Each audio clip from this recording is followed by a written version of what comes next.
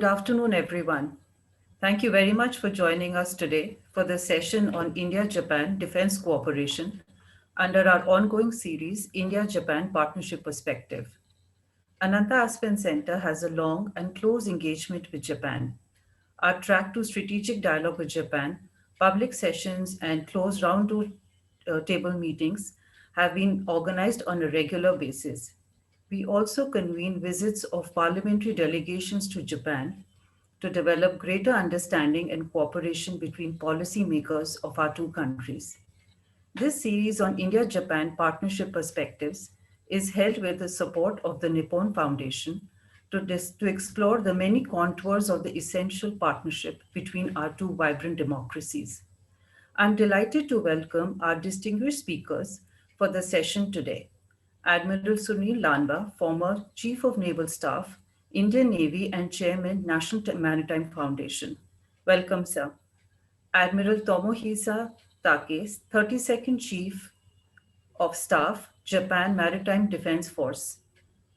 Thank you, Admiral Lanba and Admiral Takei, for taking out time to address the session today.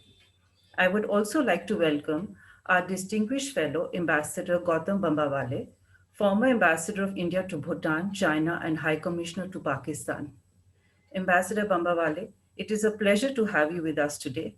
Thank you very much for your guidance and support for all our work. We look forward to a very interesting and insightful conversation today, and I would now request Ambassador Gautam Bambawale to please chair the session. Thank you very much, Harshit. And let me start by wishing all our participants a very good afternoon. Thank you for being with us. This promises to be a very interesting session indeed. Japan and India, as all of you know, are Asia's two most vibrant democracies. They share a very warm relationship founded on the pillars of mutual interest and shared values. The strengthening of this strategic partnership is essential at a time of geopolitical stress and international uncertainty. All of us remember that the relationship began to develop, strengthen, and move forward in the year 2000 when the then Prime Minister of Japan, Mr. Yoshiro Mori, visited us here in India. This forward momentum continued, but a very important inflection point was when in 2007, the then Prime Minister of Japan, Mr. Shinzo Abe, made his very remarkable and influential speech at the Parliament of India, where he spoke about the confluence of the two seas. And since then, the relationship has continued to move forward with annual summits between the two prime ministers of our countries. The Indo-Pacific itself has become an area of focus since the speech delivered by Prime Minister Abe at India's Parliament in 2007. And the Indo-Pacific relationship has strengthened immeasurably, including, of course, the development of what is known as the Quad or the Quadrilateral Security Initiative. The defense relationship between India and Japan has been a major pillar in ties between our two countries. And recently, our two countries at the end of last year signed what is commonly referred to as an ACSA, or an Acquisitions and Cross-Servicing Agreement. The actual name of the Indo-Japan Agreement is an agreement for the supply of materials and services to each other's military. But this is looked upon as an important inflection point in the military relationship between the two countries. Today, we are going to focus on the maritime sector, the Navy-to-Navy cooperation, and we are honored and couldn't have had two better speakers than Admiral Tomohisa Takei, a former Chief of Staff of the Japanese Maritime Self-Defense Force, and our own Admiral Sunil Lanba, as all of you know, a former Chief of Naval Staff of the Indian Navy himself. I'm not going to take up much time, but I want to move directly to our two speakers and let them make opening remarks and opening statements. But before I do that, let me request all of you, our audience, our participants, to keep putting up your questions in the question box, because we will turn to those questions as we move ahead. And we would very much want to have you enter those questions at the earliest rather than later. With those words, let me first turn to our guest from Japan, Admiral Tomohisa Takei, to make his opening remarks and opening statements. Admiral Takei, the floor is yours, please. Thank you, ambassadors. Could you upload my slide? That's right. Yeah, today I would like to discuss India-Japan Defense Cooperation. Next, please. To the conclusion first, India-Japan Defense Cooperation should deepen cooperation in gray zone in order to embody free and open Indo-Pacific concept. Next, please. I briefly checked challenges of Biden administration, his Indo-Pacific policy, which inevitably influence on India-Japan defense cooperation. Next, please. This is a picture of ships' position around the Indian Ocean and the Western Pacific. The maritime traffic converges to and dispersed from the South China Sea. An estimated 1/3 of global shipping, $3.37 trillion of trade, 21% of global trade pass through the South China Sea, which clearly illustrates the importance of free and open South China Sea for global maritime trade. Next, please. The importance is also clear in this slide. It shows how much global trade depends on trade routes in the South China Sea. Not only the countries in the vicinity of South China Sea, but also the countries in Europe and Africa depend on it. Next, please. However, there are 7 security hotspots, which are serious challenges for peace and stability in the regions. China is one of the parties for the 4 hotspots, directly and indirectly to the others. Moreover, the way Beijing has pursued extending its sphere of influence outside the territory, South China Sea island building, East China Sea incursions, conflict with India, threat to invade Taiwan, and internal repression in Hong Kong and Xinjiang undermine important precepts of the established regional systems. Next, please. So, under the concept of free and open Indo-Pacific, to maintain rule-based maritime order in the first South China Sea has promoted secure and prosperity in whole of the region in the past years. I believe, even though President Biden won the presidential election by denying former President Trump, the significance of rule-based order in the region will never change. Next, please. According to the survey conducted in the United States in September last year, supporters of the Democratic Party had little interest in events outside the country. This is clear contrast to the Republican supporters, whose primary concern is China's development as a world power. Considering his supporters, to begin with, Biden administration inevitably strengthening its inward-looking political stance to overcome COVID-19, reconcile, and unity severely divided and damaged people. Therefore, on one hand, the challenges for the Biden administration's Indo-Pacific foreign policy should be to prevent China from controlling Asia. On the other hand, it may take time to prioritize issues in Indo-Pacific. However, the global situation does not wait Biden administration returning to the international stage. Next, please. It's also necessary for the United States to quickly restore the military power balance with China in the Western Pacific, which is leaning toward China's dominance. Trump administration to preserve peace through strength is still realistic policy against China. The defense build-up is usually carried out in anticipation of more than 10 years ahead. It takes time for setting a build-up program to start moving, and once it's moving, it is difficult to stop and revise.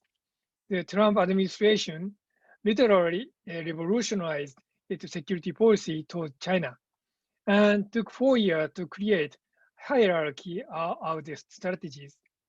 At present, each service is in the process to implement the strategy to equip the equipment and organization, especially for meeting operational requirement in the China's A2AD threat. President Trump lead office without implementing strategies, and President Biden will revise national security strategy and its sub-strategies. In worst case, if President Biden begins by denying whole of Trump's security policy, confusion at the Pentagon, as well as the forces in the front line of defense, should be inevitable. And the Pentagon must reveal the strategy document in years. The confusion, of course, will involve allies and partners, including Japan and India, in the beginning to adapt to new US strategies. Depending on how deep the Biden administration will revise strategy, it is important for us to note there may be a vacuum of US national security strategies in coming years. Next, please. Third challenge is how the new Secretary of the Defense, retired General Austin, will carry our defense policies with fresh idea alongside the career staff the President Biden has appointed as well. Under the leadership of President Xi Jinping, China is able to control all state activities from the issues of climate change to the high-end military activities in the South China Sea in an integrated manner. However, the Biden administration's top officials are all big names, and it is unclear who will lead China policy. If Beijing thinks the United States-China policy has seam, Beijing will take advantage of it. Next, please. President Biden has been using secure and prosperous Indo-Pacific instead of free and open Indo-Pacific since the campaign period. But according to mass media report, both Secretary of Defense and the State agreed to hold free and open Indo-Pacific instead of secure and prosperous. However, it is unrealistic to assume that the Biden administration will adopt the completely same China policy as Trump administration. Allied and friend must work with the United States to embody the free and open Indo-Pacific concept continuously. Next, please. Finally, I would like to comment upon today's theme, Japan-India Defense Cooperation. Next, please. First of all, Japan and India, as countries that share the common values, must continue to explain to the United States the importance of free and open Indo-Pacific. Second, given the possibility of the vacuum of the security strategies in the United States, it is necessary for two countries to cooperate, not to make China misunderstand that there is a theme between India and Japan regarding free and open Indo-Pacific. In order to deepen concrete defense exchange between Japan and India, we need to be based on three constraints between two countries in order to avoid making excessive and unrealistic expectations. There are geography, domestic policy, and military capabilities. Geography is an unchanging factor, and given the great geographical separation between two countries, and the fact the countries are connected by the sea, it would be realistic maritime force should lead the substantial defense cooperation. Defense cooperation between Indian Army and the Grand Self-Defense Force will not develop beyond friendship and goodwill. Next, please. The element of domestic policy are ideologies, political system and preference, constitution, and other legal issues. Japan's defense policy is based on the constitution, which strictly prohibits the use of force overseas. Although the 2015 Peace and Security legislation expand the use of weapons and situation, there are still severe restrictions on employing the self-defense forces capability to defend other countries. Therefore, defense cooperation between Japan and India in wartime lacks realities. It is almost impossible for the Maritime Self-Defense Force in wartime to operate in the Indian Ocean beyond the Strait of Malacca to defend India. And on the other hand, it seemed impractical for the Indian Navy to participate defending senkakus in the East China Sea in wartime. Therefore, the environment in which Japan and India can cooperate military activities would be firstly in the gray zone situation in the peacetime and in the situation shorter than war, and secondly, geographically in the area of Indo-Pacific. In order to prevent security hotspot from escalation, as well as to maintain rule-based maritime order in the Indo-Pacific. Within these constraints, the Navy need to talk about what they can contribute to free and open Indo-Pacific. The items should be substantial and beyond goodwill in gray zone activities to implement free and open Indo-Pacific. It is also possible for two countries to cooperate strategically to support the capacity building assistance to regional military forces and law enforcing agencies. I believe the Maritime Self-Defense Force and Indian Navy will already strengthen cooperation, and next step should be to deepen cooperation in gray zone. Thank you very much. Thank you so much, Admiral Takei. Thank you for those opening words, opening remarks, for that opening statement.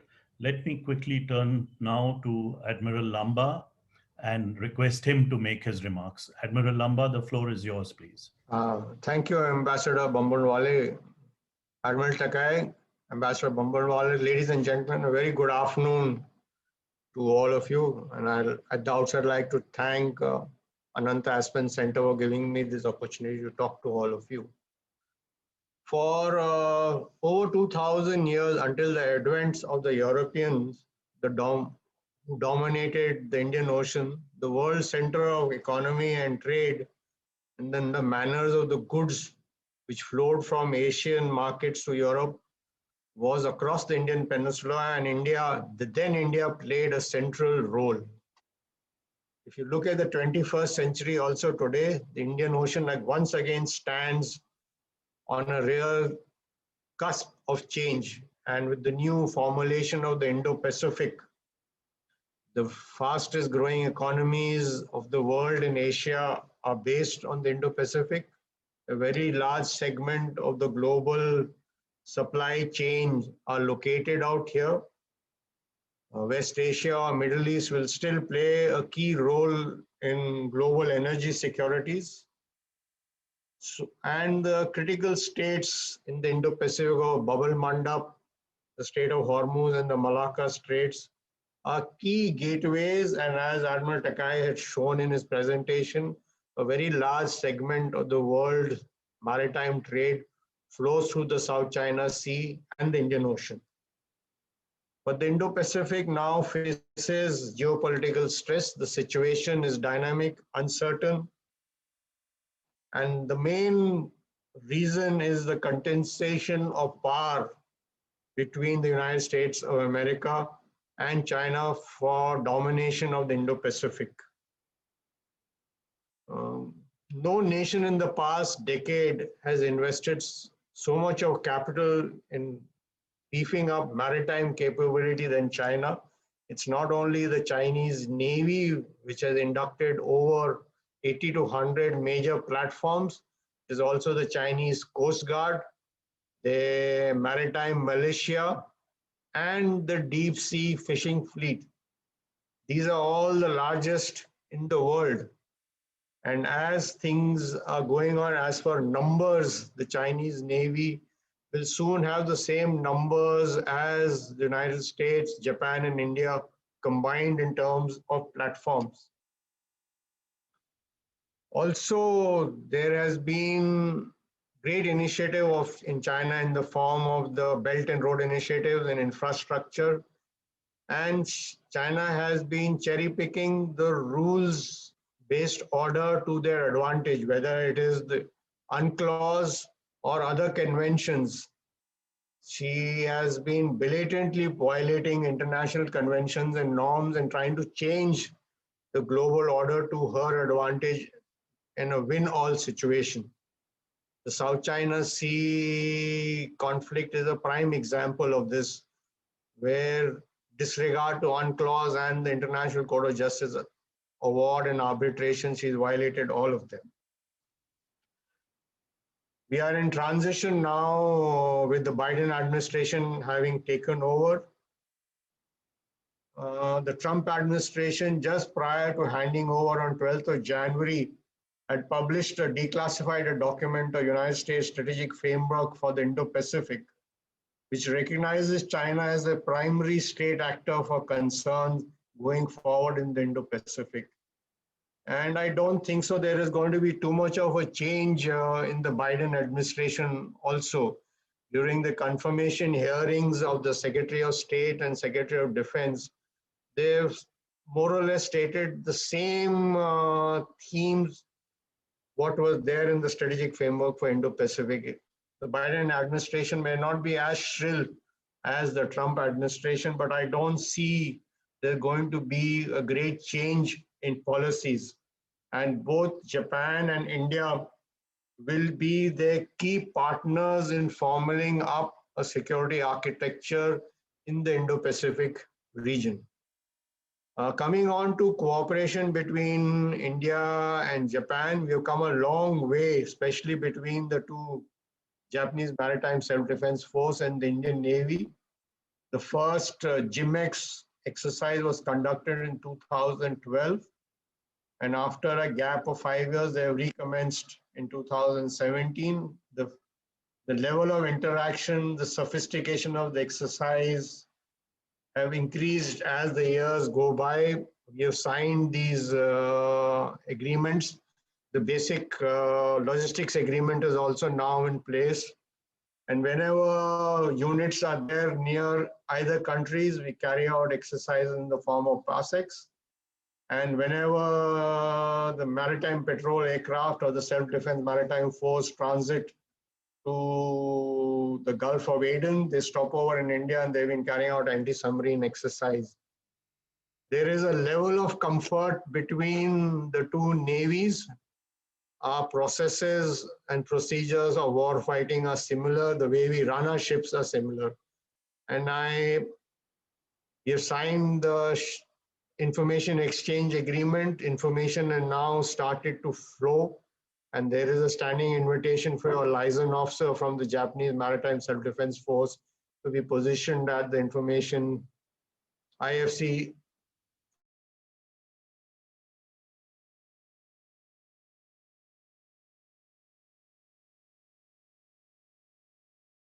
the two countries will also progress strategically.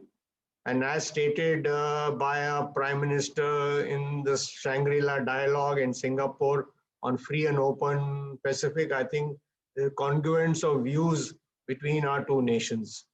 I'll stop here and over to you, Ambassador Bambawale.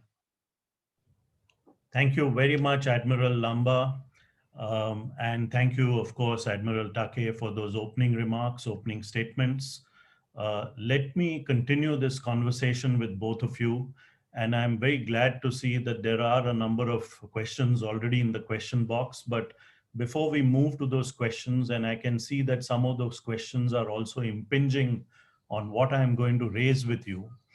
The question of India-Japan partnership, cooperation, working together in the military field, and particularly in Navy-to-Navy cooperation, already exists in terms of exchanges, doing programs together, studying together, doing exercises, naval exercises together.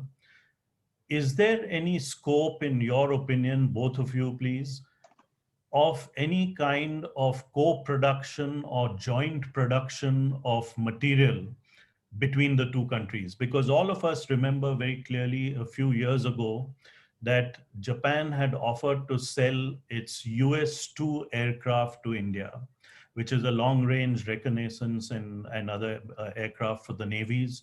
But can this be converted into some kind of co-production, joint production, manufacturing together? Is that a possibility? Is that something we should be looking forward to? Let me start with Admiral Lanba this time and then move to Admiral Takei. So Admiral Lanba, please.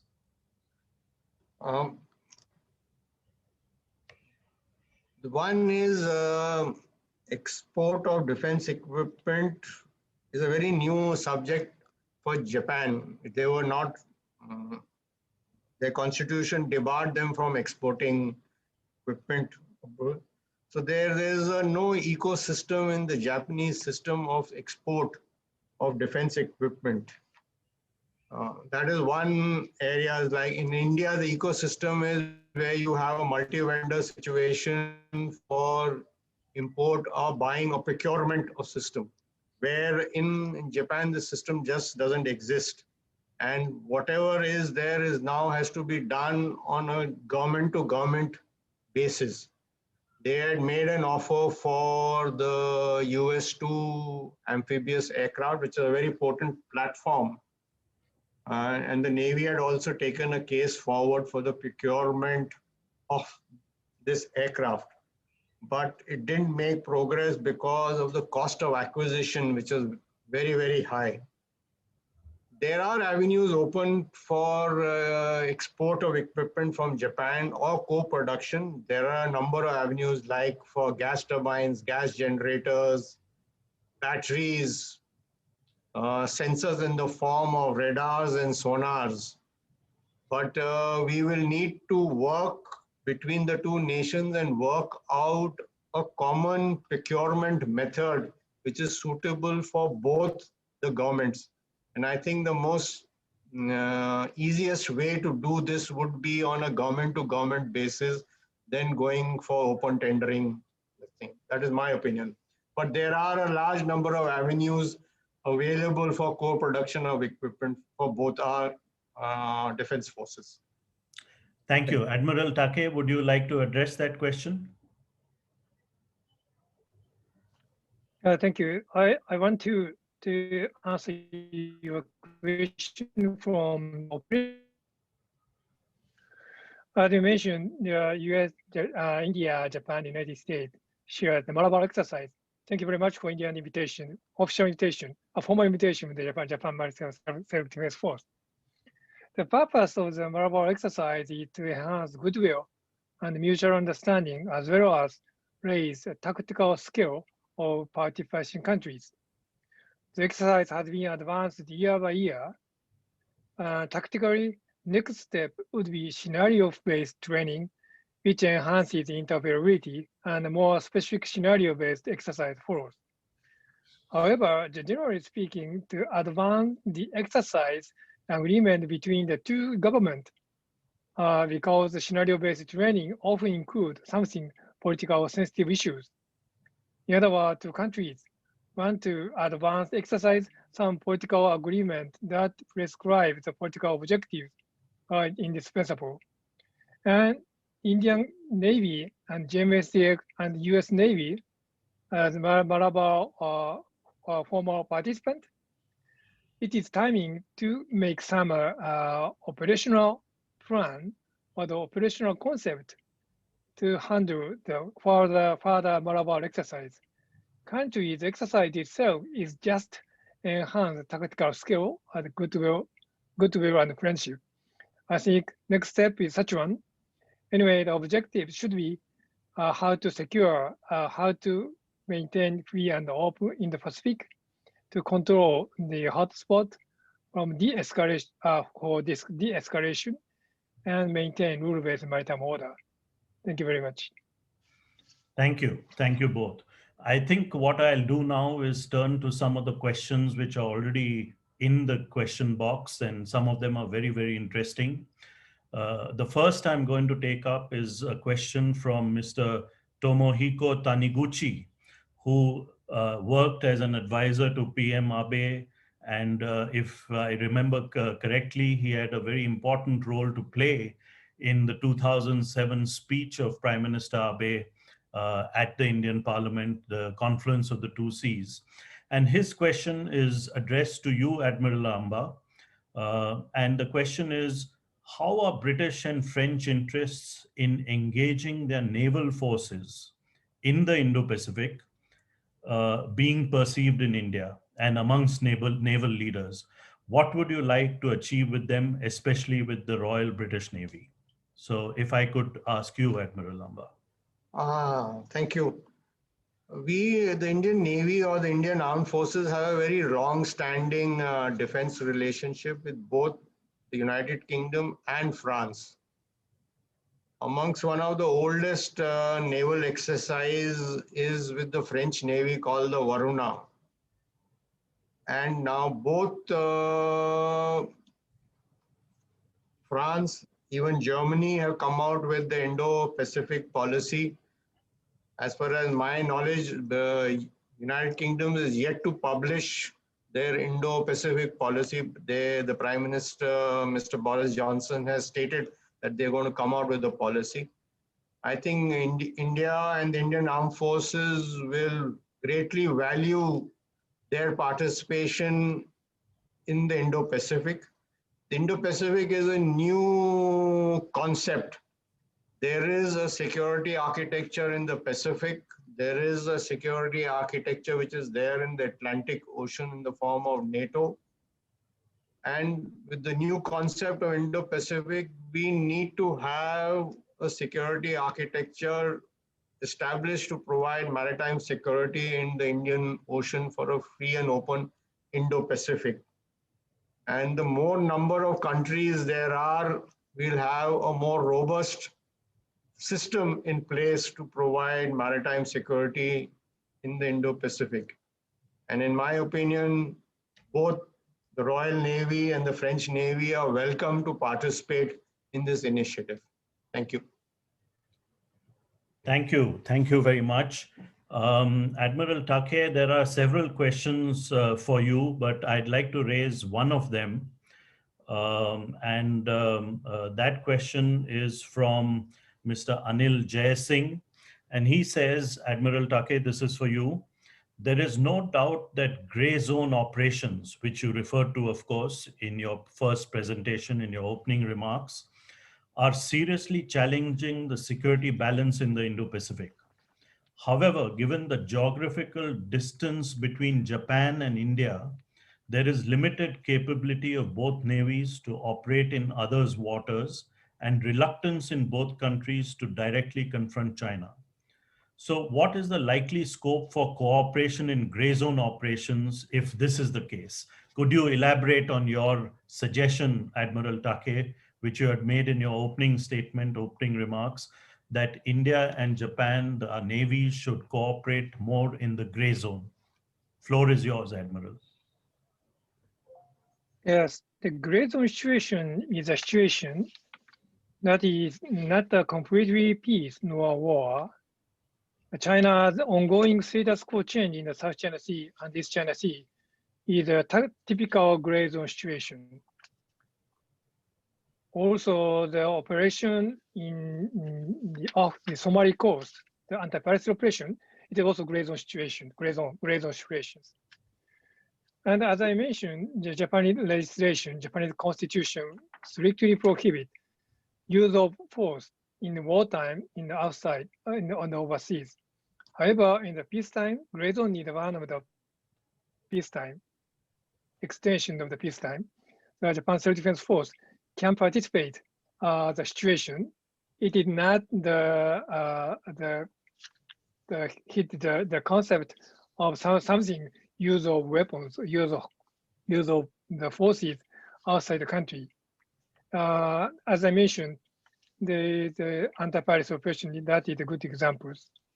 And also, it's also available for Japan Maritime Self-Defense Force to visit the port, the strategically important around South China Sea, flag and the presence to the region, and also support these countries the capacity building.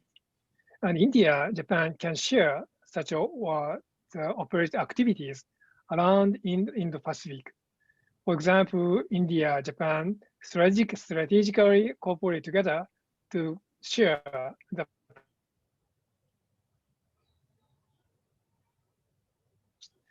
and also it is also the possible to Navy, the two countries share the operational concept in case that something happens in the South China Sea and the Malacca Strait and in the Indian Ocean, and to de-escalate the situation, do not escalate to the war or the conflict. So the gray zone, there's much area of the gray zone in the area, a gray zone, the two countries can cooperate together. Thank you. Thank you. Thank you, Admiral Takei. Let me take this idea of the Quad and the participation of France and Great Britain or UK in the Indo-Pacific a little forward with both of you. I know that both of you are no longer speaking on behalf of your government, so I ask this question purely in your private and personal capacity. But if we were to think of a Quad plus as is being talked about, would France and the UK be, would they be, in your opinion, would they be the first countries to be admitted to the Quad plus, or are there other countries with greater regional say, for example, South Korea and maybe others? So it's a hypothetical question. And I ask you not as representatives of the navies, but as in your personal capacities as former chiefs of the navies of the two countries. So we'll start with you, Admiral Takei, and then go to Admiral Lanba. Yes, Quad is one of the grouping, and also it is not it is inclusive one, not exclusive one. So the countries who want to participate in the Quad itself can expand. And when looking at the geographically in the Indo-Pacific, no, South Pacific, there are 5 major maritime powers in the Pacific region: Japan, US, Australia, New Zealand, and France, each of which has individual sphere of influence historically. Japan and United States, Australia, New Zealand, France. India is also population in the region and has increased close ties with the island nations. So cooperation should be promoted within Quad plus with France, New Zealand, and the other countries. On the other hand, there is no unified maritime strategy or coordination among Quad or the Quad plus the framework among the organization. As a result, uniform and equal or prioritized support is unavailable for assisting island countries and South Asian countries. The situation certainly gives China an opportunity to take advantage easier. Anyway, the Quad group is inclusive one. I think the Japan and India invite outside the area countries to participate to the operation. Anyway, it is not wartime, it's peacetime or gray zone. Many countries has interest in peace and prosperity, are free and open in the Pacific. Thank you.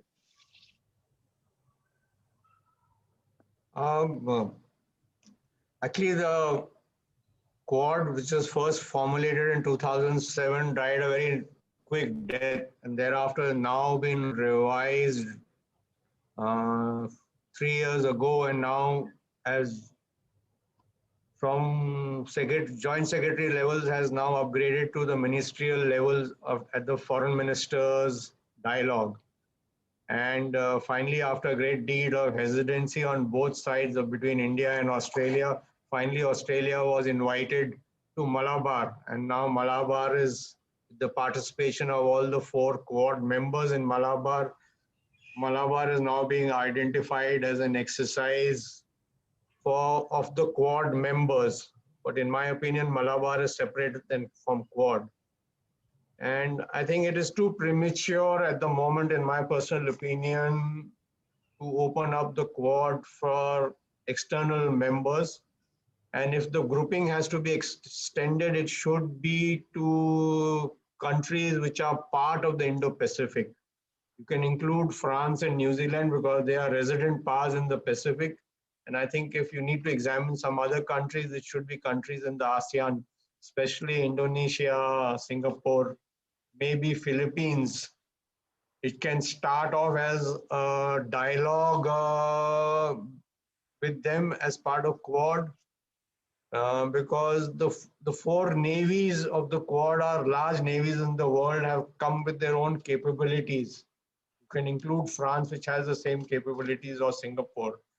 But to open maritime exercises within the Quad between all other navies will bring down the level of competence and interaction between the present navies of the Quad, which are all large navies which have capabilities to operate in all the three elements at sea. Thank you. Thank you, Admirals. Let me follow that up with a question from Sophie Gauthier, who's the political counselor at the French Embassy in New Delhi, because I think this gels well with the previous question. And this is at both our admirals. The question is aimed at both of you. India and Japan have been multiplying formats of interactions on the Indo-Pacific over the last few years. For example, there is not only the Quad, but there is also a trilateral between the United States, Australia, and Indonesia, India, France, and other countries now. So how do you see these varied formats evolve? And what is the best way that they can be articulated in the future? So that's a question from the political counselor at the French Embassy in Delhi, Sophie Gauthier. Let me start with Admiral Takei and then go back to Admiral Lanba. I think it is very good and hard question. As I mentioned, Quad is inclusive one, and French could be a future partner to the Quad. And the UK and Germany will send the destroyer to the Indo-Pacific this year. It shows that two countries are interested in the Indo-Pacific regions. So the Quad is one of the framework. It could be developed to the Quad plus, but Quad plus, what Quad defense minister meeting, what Quad 2+2 meeting in Quad. That is the future, the political system. And based on that, the next step is a military-to-military cooperation in these areas. And I think the many countries around the world are very interested in the free and open Pacific, in the Pacific. I think good chance this year to expand such a relationship or the framework to cover the globally. Thank you. Admiral Lanba? There are avenues open for interaction or expanding the Quad. Like I said earlier, you have the WPNS, the Western Pacific Naval Symposium. You have the Indian Ocean Naval Symposium, or the IONS. There is a commonality of members and observer status, which is there between both these two organizations. So we can look at these organizations also to discuss, like China is also an observer in IONS and is, I think, is a member of the WPNS. So we can look at these organizations, and as Admiral Takei said, Quad can start off at the moment it is at the foreign ministers level. We can have a 2+2 within the Quad of including the defense ministers to start with, and then look at other nations. And I think when you look at other nations, we should first look at resident powers or resident nations in the Indo-Pacific region to include in the Quad. I think that will be more inclusive. And also, you can initiate a dialogue with China, which is part of the problem of how to resolve and come on board on a free and open Indo-Pacific. You can initiate a dialogue so that you can try and get them on board in the present geopolitical and world governance system. It's not going to be an easy task, but is something which we can aspire of, then they can be part of the solution instead of being the problem maker. I think it's more utopian, but it's a possibility that can be looked at. Thank you. Sure. Thank you. That was very direct and blunt. Thank you, Admiral Lanba. Let me follow that up with a question which is in the box from Naresh Subba. And this is again to both the admirals. Both India and Japan have talked about ASEAN centrality in the free and open Indo-Pacific. So what do you think should be the role of ASEAN in Japan-India Indo-Pacific engagement? Admiral Lanba first and then Admiral Takei. I think both India and Japan have their own inclusive relationship with ASEAN. Okay. India with its Act East and Look East policy and Prime Minister stating it very clearly of the centrality of ASEAN in a free and open Indo-Pacific. So the policy statements are very clear of the role that ASEAN needs to play. Now, both India and Japan can work together with member states of ASEAN to develop capability and capacity both in the maritime domain and provide alternatives for investments in the form of infrastructure development to countries of ASEAN than just giving China a free run, what she is enjoying together. And also support ASEAN in the code of conduct negotiations which are going on in the South China Sea, which are being driven by China, and China has been bow-beating members of the ASEAN by just having bilateral dialogues.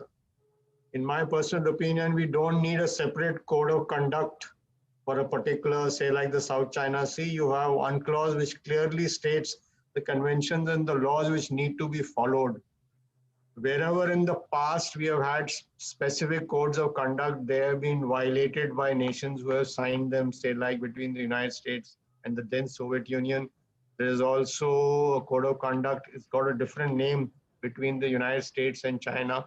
But what's been happening recently in the South China Sea, in the freedom of navigation operations or exercise, China has been violating what they have signed.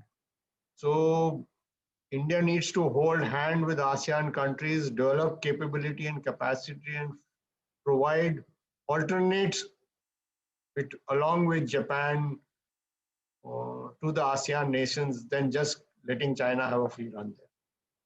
Thank you. Admiral Takei. Yeah, I want to confirm what the former Prime Minister Abe said at Tokyo International Conference African Development 2016. He mentioned Japan bears the responsibility to fostering the confluence of the Pacific and Indian Ocean and of Asia and Africa into a place that values freedom and rule of law and market economy free from force or coercion and making it prosperous. I think the Asian countries should have power to support or assist these ideas. And in order to that, I think the South Asian countries should build up defense posture that does not too much depend on other countries, and to maintain rule-based maritime order around their territorial water or continuous zone or EEZ by itself. That is one of the major role for the ASEAN countries to the Indo-Free and the Indo-Pacific regions. Thank you. Thank you both. Thank you, Admirals.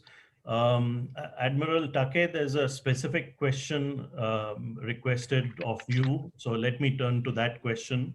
It's by Akriti Sethi. And she says that recently there has been legislation passed by China authorizing its Coast Guard to use weapons against foreign ships. Now, what are your views on this sort of legislation, and what are Japan's challenges in the East China Sea amidst such kind of legislation being passed by Beijing? I think it is a very good question. I think there are some misunderstanding about Chinese Coast Guard law. The Chinese Coast Guard law itself is based on international law. So every Coast Guard around the world has similar authorization and capability of use of weapons. However, what is problem is that the Chinese Coast Guard served as both military organization and law enforcing agencies. To say concretely, when the Chinese Coast Guard used weapons or some coercive action, it is unclear this is a military operation or law enforcing. That is the problem. So I want to repeat: the Chinese Coast Guard law itself is based on the international law. Please do not misunderstand about that one. Absolutely. I think Admiral Takei, you have made that abundantly clear. Akriti, Sethi, I hope that is a point which you will take on board. There's a very specific question which I will aim and request both the admirals to answer one by one. It's by Mr. Anil Jaisingh. He says that the Japanese Maritime Self-Defense Force is the first navy in the world to operationalize a lithium-ion battery technology. He goes on to say that India will be looking at this technology for its future submarine programs, which are being progressed. Could this be an area of future military technology cooperation, since it has dual use tech and could therefore overcome any constitutional limitations? Let me start by requesting Admiral Takei to answer first, and then I move to Admiral Lanba. So the Japanese policy allows to export or sell equipment or technology to abroad within time limitations. For example, Japanese legislation does not allow to sell the weapon directly related to the combat operation, like tanks or the artillery to the abroad.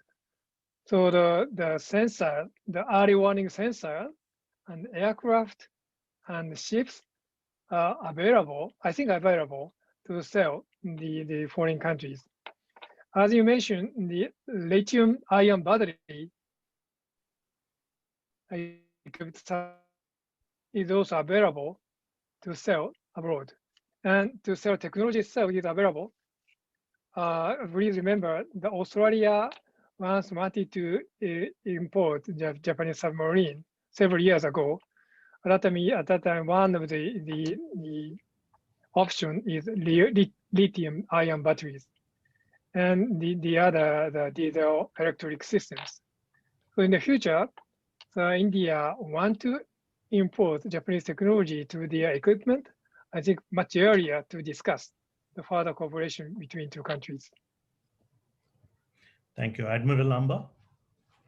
So keeping in mind the Japanese constitution of lethal weapons not being supplied, the battery technology was one of the areas which we had identified, and especially the lithium-ion battery technology was an area identified for cooperation between the two countries and our two industries. And this proposal was sent to Japan, I think 2 years back. I'm not aware of what is the status.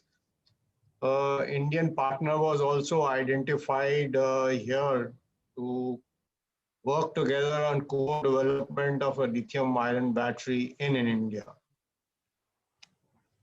So this is one promising area for cooperation because it's a non-lethal equipment. It's not like a tank or a gun or something. So there were a couple of events which I had mentioned earlier also, like batteries, gas generators, gas turbines, sensors, which there are open for cooperation between our two countries and our two industries. Admiral Takei? Yeah. Good. No, thank you. Sorry. Yeah. No. mistook. I just want to add one thing. Please. When I read the question, someone said the Japanese equipment is expensive, not friendly price. Yes, there is a question. I think it's wrong. Okay. For example, the submarine itself, new submarine for 1,000 tons lithium-ion batteries is $600 million. It's cheaper than, I think, the most cheapest submarine in the world. At that time, the price itself, it depends on how much equipment Japanese government buy inside Japan. So if some country want to buy something abroad, something outside the country want to buy Japanese equipment, price itself down reasonably. Thank you very much. Right. Thank you.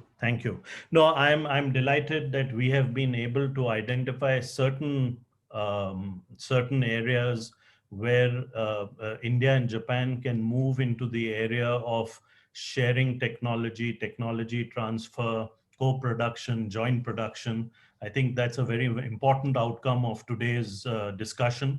We are slowly running out of time. So what I'm going to do now is I'm going to turn to both the admirals and request them for any end remarks that they would like to make. Just 2 minutes each. It could be on India-Japan military relations, Navy-to-Navy cooperation, Quad, Indo-Pacific. But let me start with Admiral Lanba, and then for the last word, turn to Admiral Takei. So Admiral Lanba, any closing end remarks? Thank you. We are two like-minded democracies and countries which honor the rule-based international system. And like I said earlier, we have a number of avenues open for cooperation between our two countries.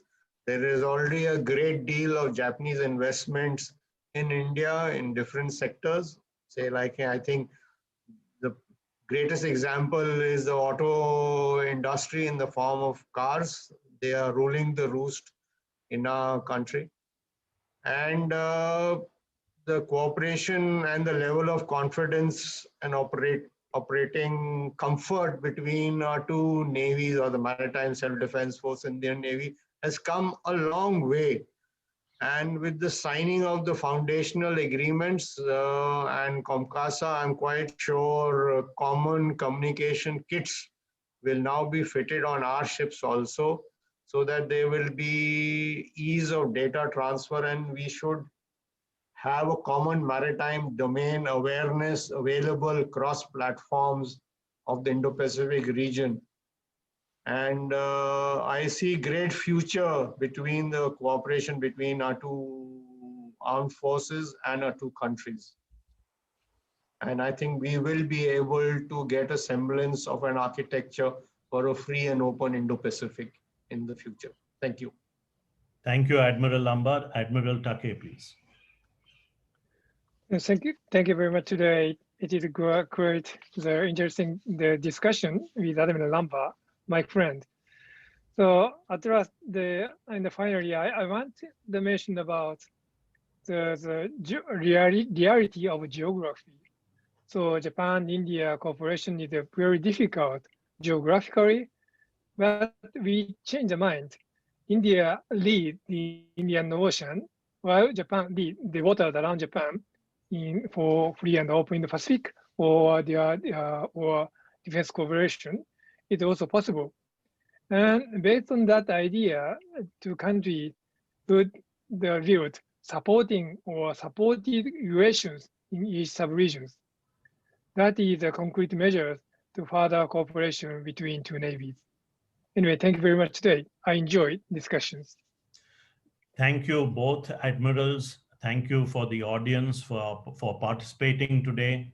I think we had an extremely interesting discussion on the possibilities of where India-Japan maritime and Navy-to-Navy cooperation can head, and how important it is for the two countries to continue working together for ensuring a rules-based and open and free Indo-Pacific.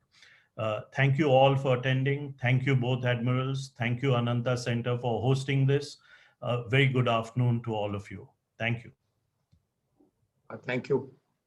Thank you.